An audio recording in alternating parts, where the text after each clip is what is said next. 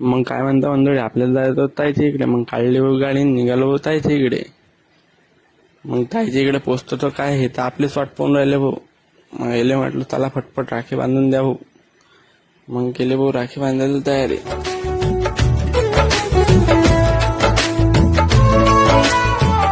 काय राखी वगैरे बांधणं झालं. मग आज भाऊचा बर्थडे होता. भाऊचा बर्थडे मग केला भाऊ सेलिब्रेट केल्यानंतर भाऊची आली केक लावायची बारी. मग केक लावायची बारी म्हटलं की आपला भाऊ बी मानत नाही, बहिणी मानत नाही.